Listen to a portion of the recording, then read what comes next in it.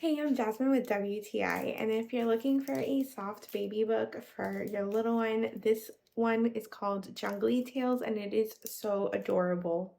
This baby book has the most adorable illustrations. It has all kinds of different animals, and their tails stick out of the pages so your little one can discover the different tails of different animals.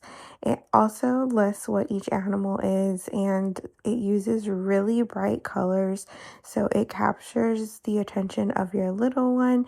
It also makes crinkle noises.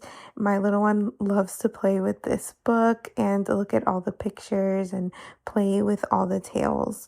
This definitely makes a great gift for any baby, and it's going to last a long time.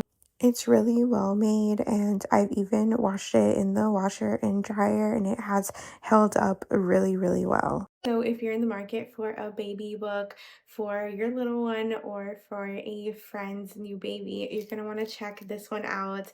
It's called Jungly Tales from Jellycat, and it is the most adorable baby book out there. Your little one is going to love reading this book with you, and that's my point of view.